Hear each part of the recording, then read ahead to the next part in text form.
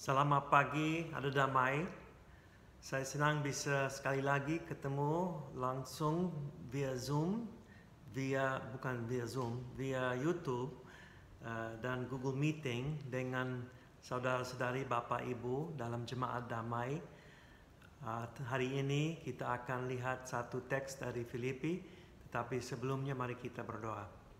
Bapa kami berterima kasih karena ada kesempatan untuk belajar dari firman Tuhan.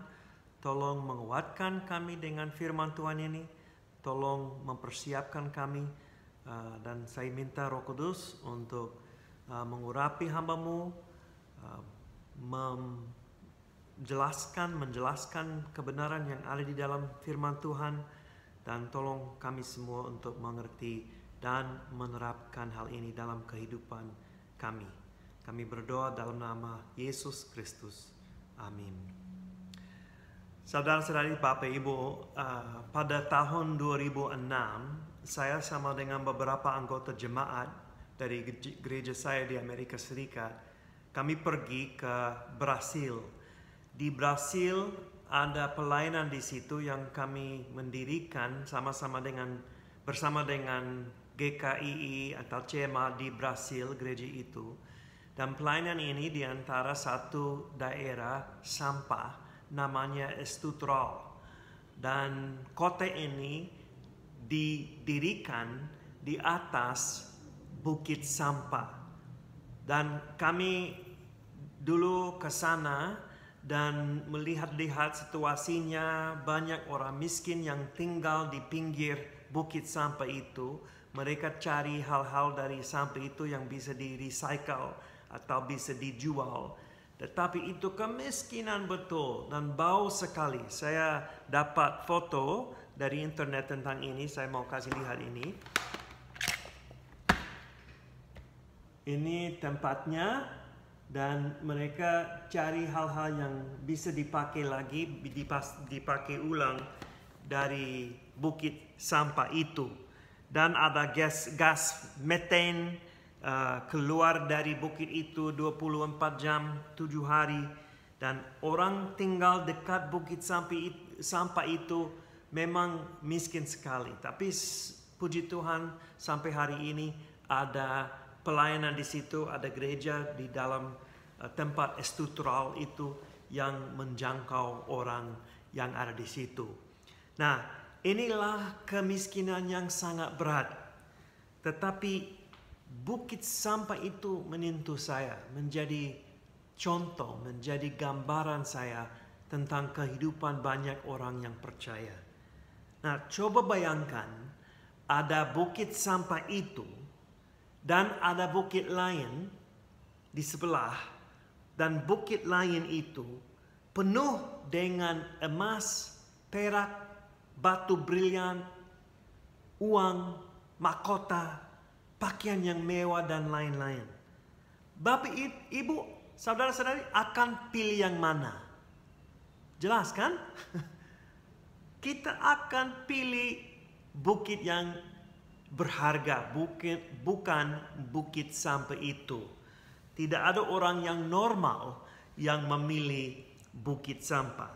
Tetapi kita sering buat ini. Masa kini, setiap kali, setiap hari dalam kehidupan kita. Maksud saya apa?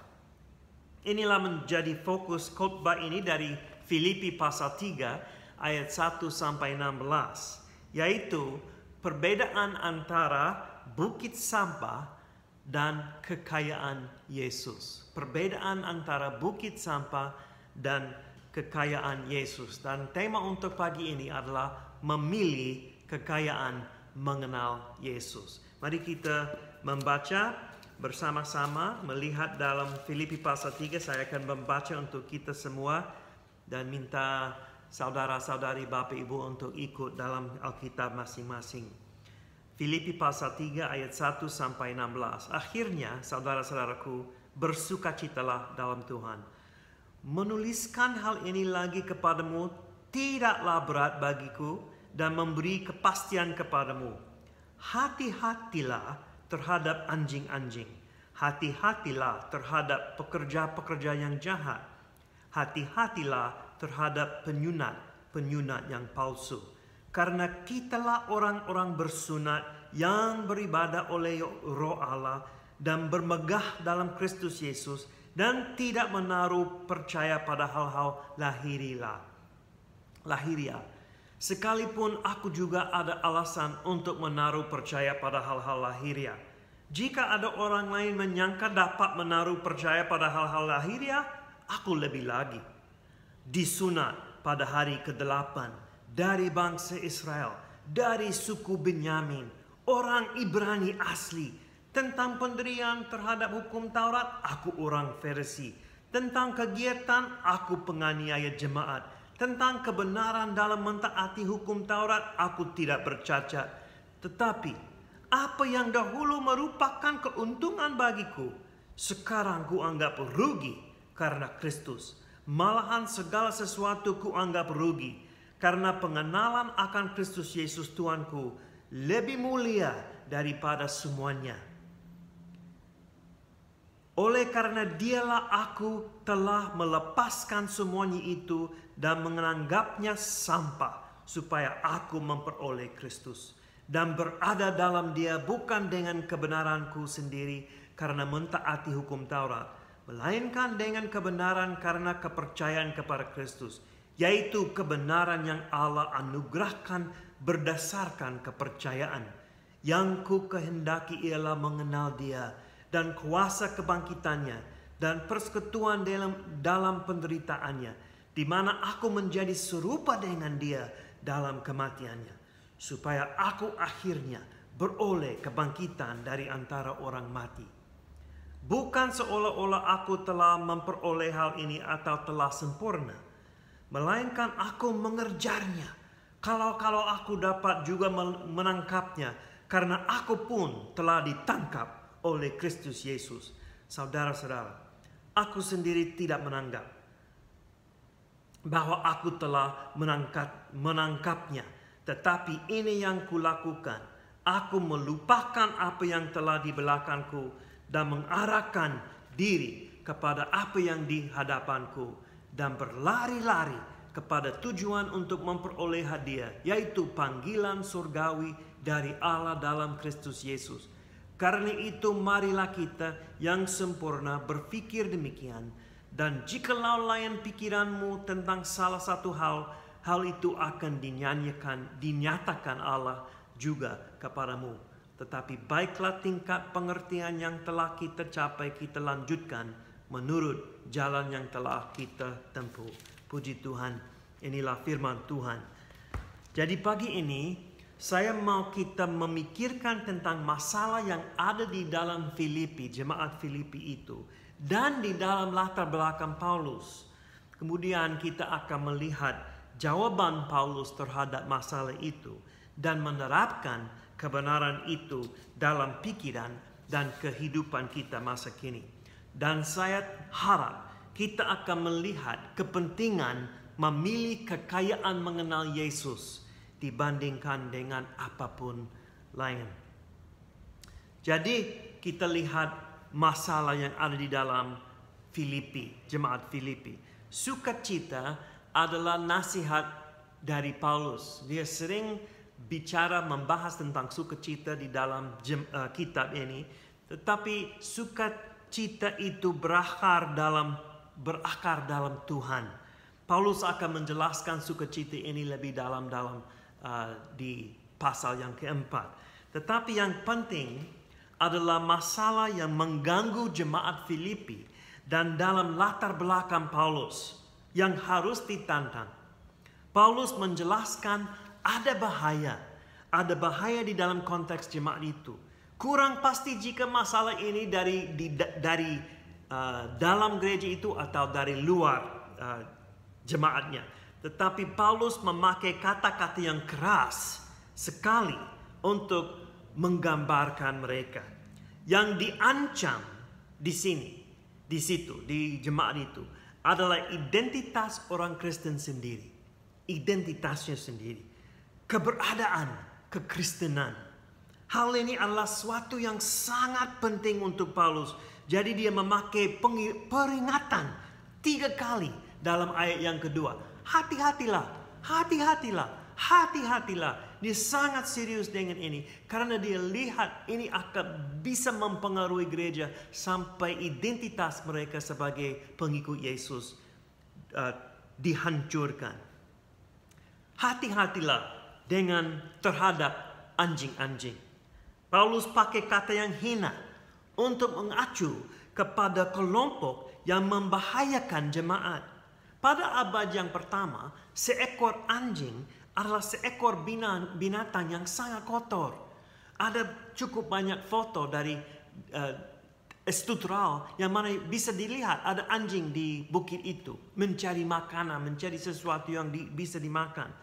Binatang dianggap paling najis pada waktu itu oleh orang Yahudi. Orang Yahudi memanggil non-Yahudi anjing. Dengan ironis, Paulus pakai gambaran ini untuk orang Yahudi. Orang Yahudi mencoba menyucikan orang non-Yahudi dengan sunat.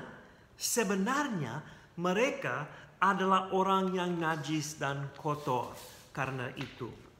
Yang kedua, mereka disebut pekerja-pekerja yang jahat. Hati-hatilah. Kenapa dianggap jahat?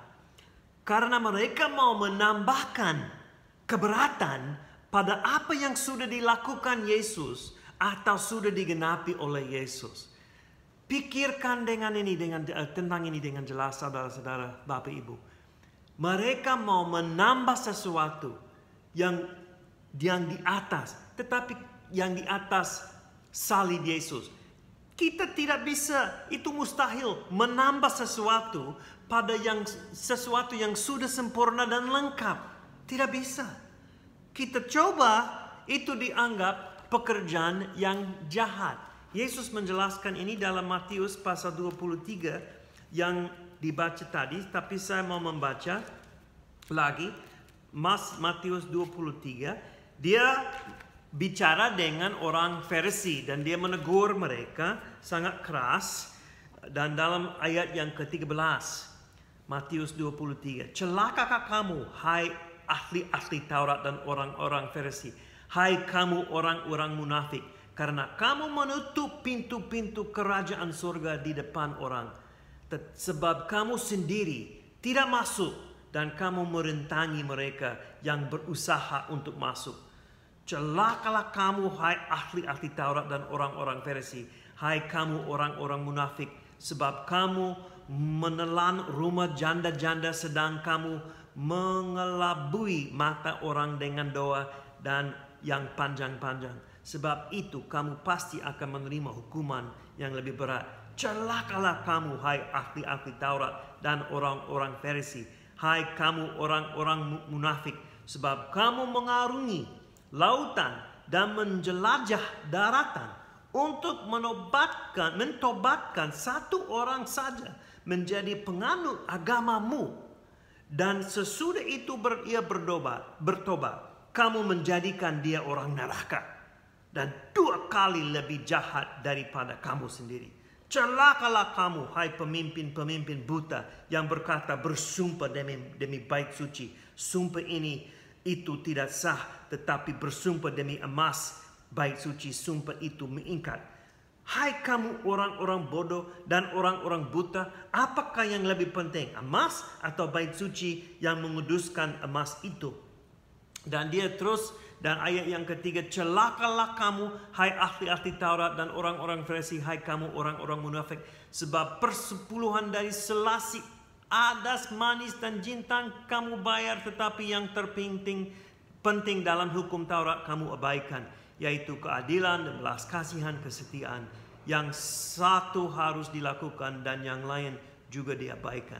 Hai kamu pemimpin-pemimpin buta, nyamuk kamu tapiskan dari dalam minumanmu, tetapi unta yang di dalamnya kamu telan. Jadi mereka berfokus, mereka pusing tentang sampah, tentang bukit sampah, dan mereka mengabaikan bukit mengenal Yesus, kekayaan mengenal Yesus. Yang ketiga dalam ayat yang kedua, mereka disebut penyunat yang palsu. Hati-hatilah.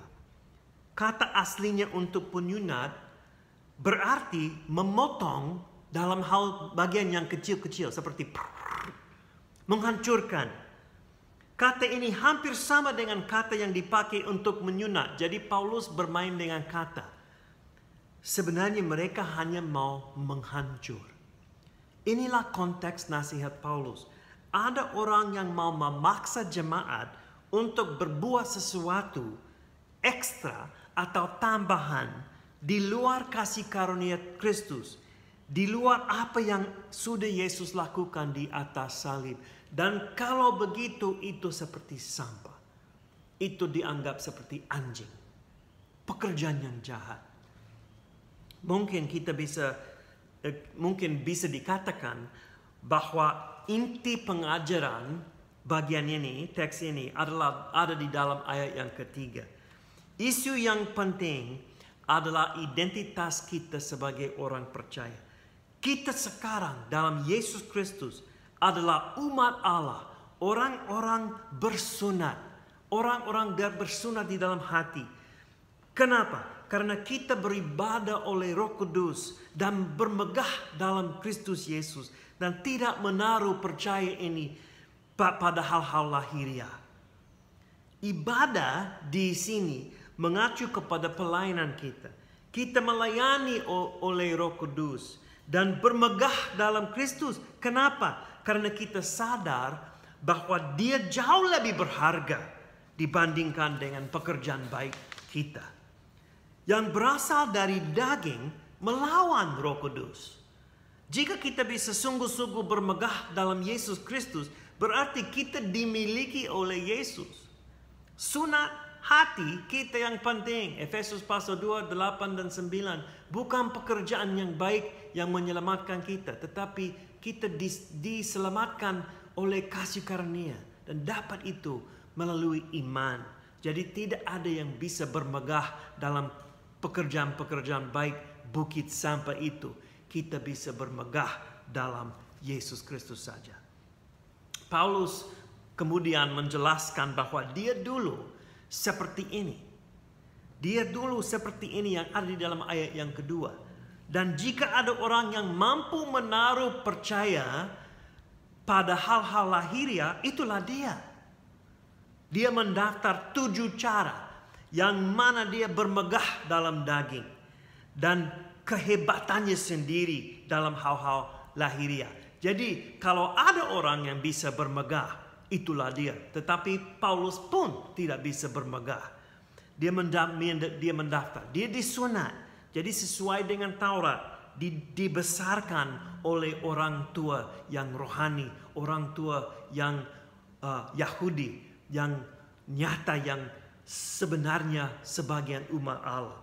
Yang kedua, dia dari bangsa Israel. Dia lahir sebagai orang Yahudi, bukan orang dari luar yang masuk.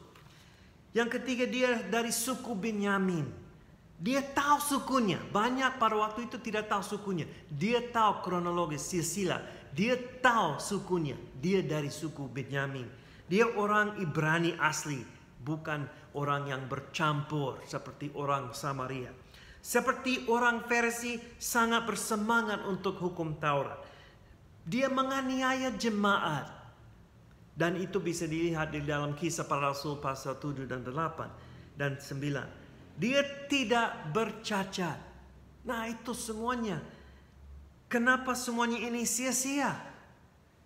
Karena hal-hal ini membuat kita menaruh percaya pada hal-hal lahiriah.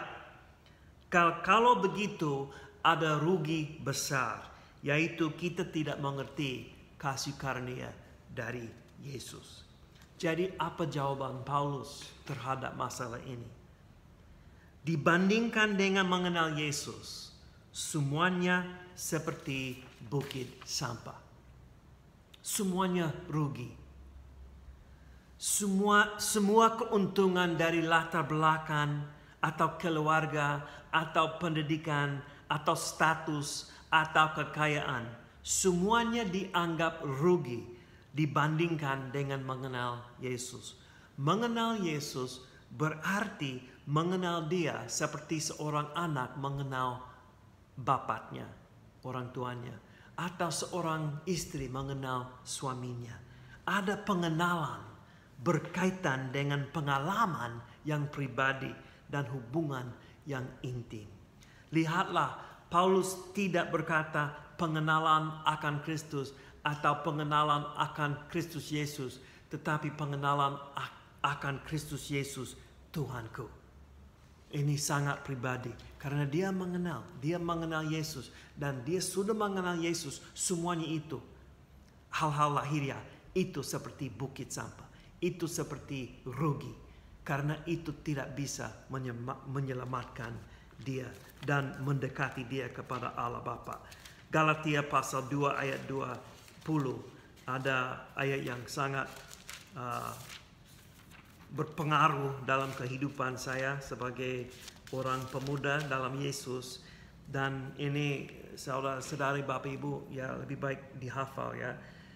Paulus mengatakan, namun aku hidup, tetapi bukan lagi akan aku sendiri yang hidup. Bukan lagi aku sendiri yang hidup, melainkan Kristus yang hidup di dalam aku. Dan hidupku yang kuhidupi sekarang di dalam daging adalah hidup oleh iman dalam Anak Allah yang telah mengasihi aku dan menyerahkan dirinya untuk aku. Luar biasa. Jadi Paulus mengatakan, aku tidak lagi hidup. Semuanya itu yang mengartikan aku masa lalu, masa lampau itu rugi. Sekarang di dalam Yesus Kristus, pengenalan Yesus Kristus itu kekayaan kita, kekayaan saya.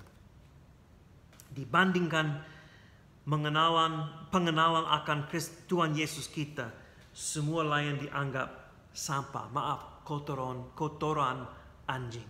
Itu kata di dalam bahasa aslinya. Seperti kita lebih senang tinggal di bukit sampah dibandingkan dengan Yesus. Nah, Paulus berharap, ada harapan dalam Paulus yang sekarang dan yang nanti. Ini sekarang tetapi belum. Paulus mau memperoleh Kristus katanya. Inilah harapan baik untuk sekarang maupun untuk masa depan. Kita sekarang boleh memperoleh Kristus sekarang, saat ini. Ada pengenalan, tetapi juga ada harapan untuk masa depan. Dia boleh harap berada dalam Dia, oleh karena Yesus sudah berada dalam Dia. Dia beroleh harap berada dalam Dia karena Yesus Kristus sudah berada dalam Paulus. Kita mengenal Yesus masa kini, dan itu menguatkan pengharapan kita untuk masa depan. Orang Yahudi yang mengancam jemaat itu menghina kebenaran karena mereka mendasari kebenaran atas kebaikan sendiri, hal-hal religius dan pekerjaan manusiawi. Tetapi hal-hal ini sama sekali tidak berkaitan dengan suatu hubungan yang benar dengan Allah yang benar, yang sudah membenarkan kita.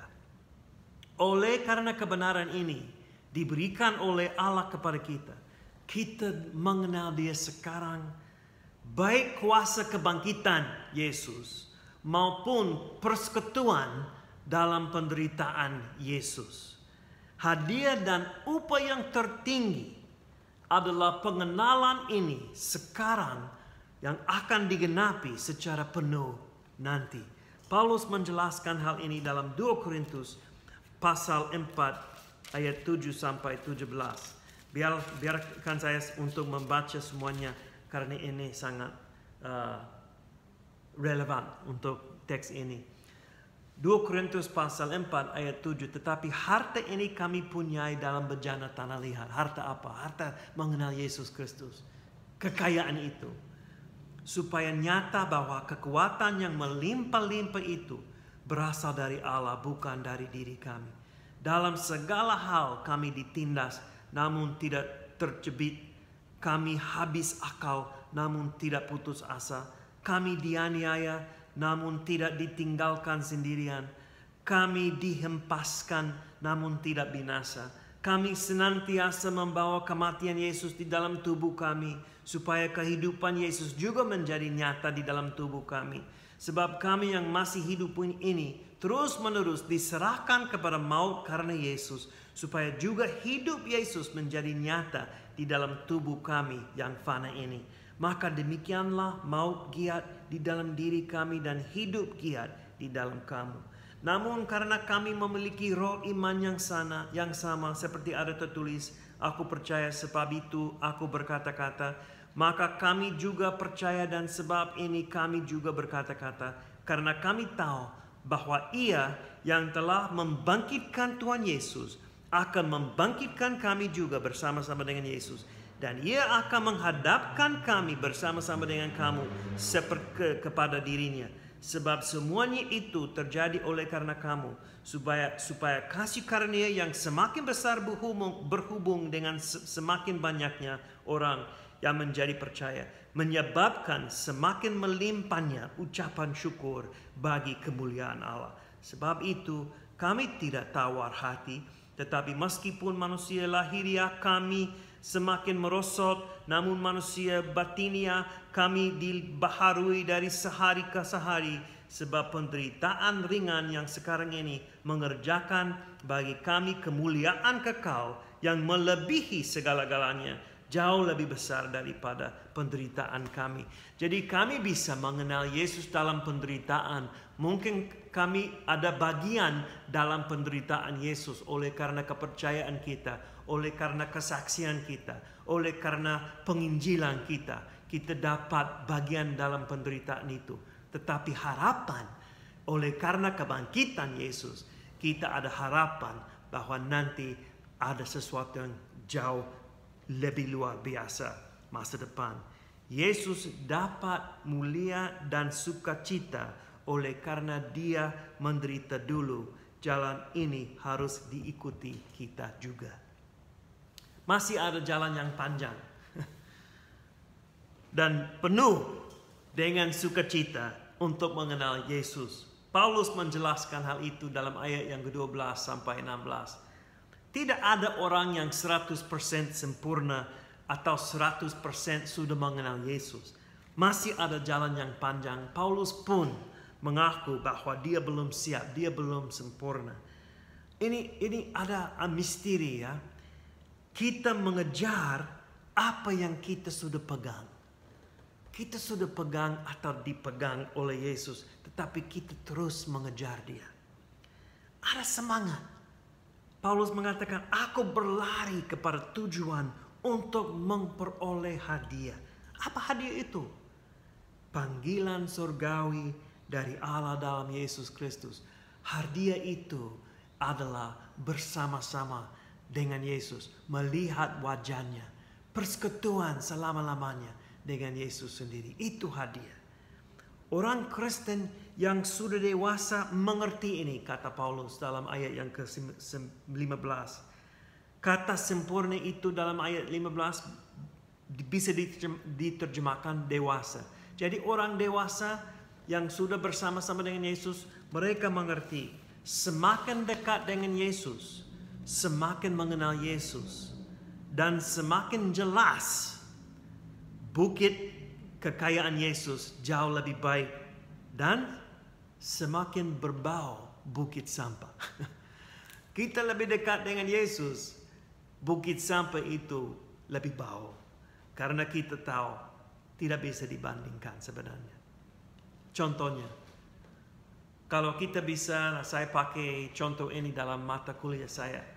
Kalau kita bisa membandingkan atau menggambarkan pengenalan Yesus sebagai satu kamar, ya, satu ruang, dan dalam ada pintu di bagian ini, di ruang itu, di sini, dan kita masuk ruang itu, dan itu kemuliaan Allah, itu pengenalan Allah, itu pengenalan Yesus, itu luar biasa. Kita menikmati itu, kita mengenal, oh inilah Yesus Kristus, dan luar biasa sukacita, damai. Tetapi kita lihat ada pintu di belakang. Ya, ada pintu lain. Kita masuk pintu itu, kita masuk satu ruang yang lebih besar dari ruang tadi. Dan ruang lebih besar, kita tahu, itu pengenalan Yesus. Ini kemuliaan Allah. Kita menikmati itu, mengalami itu. Dan kita lihat ada pintu di belakang. Jadi kita buka pintu itu. Dan itu ruangan lebih besar lagi. Dan itu kehidupan kita. Merasa, mencepit, makan, mencari Yesus. Tetapi terus mencari, terus dapat, terus lapar. Haus dan lapar atas kebenaran berarti kita akan dipuaskan dan menjadi haus lagi untuk mengenal Yesus. Itu bukit kekayaan pengenalan Yesus. Nah, bagaimana kita boleh menerapkan hal-hal ini? Yang pertama dari sikap. Kita bisa bertanya kepada diri sendiri, apakah saya betul mau mengenal Yesus Kristus? Apakah saya betul mau mengejar Dia? Sama seperti Paulus. Untuk kita, apa artinya pengenalan akan Yesus Kristus Tuhanku? Hal ini harus berarti bahwa kita tidak lagi mencari bukit sampah yang mungkin kita menganggap keuntungan apapun. Hal ini harus berarti identitas kita ditemukan di dalam Kristus, yaitu kebangkitannya dan penderitaan, sampai kita digenapi dalam kemuliaan yang terakhir. Jika kita dibesarkan dalam gereja, dalam keluarga orang Kristen, kita bisa bersyukur untuk itu, keuntungan itu. Tetapi jangan pikir itu cukup dan menaruh percaya pada hal-hal lahiriah seperti latar belakang, kepercayaan orang tua, tempat gereja dan lain-lain. Mungkin kita mengatakan begini, saya berasal dari keluarga yang rohani. Bapak saya ketua wilayah. Saya tidak minum atau rokok. Saya rajin beribadah. Saya rajin berdoa. Dibandingkan dengan Yesus, semuanya itu sampah. Nah, jika kita lebih tertarik dengan itu sampah. Hal-hal itu bukan sampah sendiri. Tetapi kalau kita lebih tertarik dengan hal-hal ini, berarti kita tinggal di bukit sampah yang biasa dan bukit sampah itu menjadi biasa bagi kita, dan hal itu bahaya sekali. Semua hal itu menjadi bukit sampah kalau itu menggantikan salib Yesus dan kasih karunia Yesus. Kehidupan Kristen bukan saja hidup dengan etika atau hal-hal religius. Kehidupan Kristen, kehidupan kita kalau kita dianggap sendiri pengikut Yesus. Kehidupan Kristen berkaitan dengan kita mengenal Yesus. Itulah tujuan kita. Yesus sendiri dan semuanya yang dimaksud dalam penderitaan Yesus dan kebangkitan Yesus. Supaya kita bisa diidentifikasikan dengan Dia. Jangan cari bukit sampah ini. Jangan cari itu. Ini hal-hal religius. Ini hal-hal lahiriah.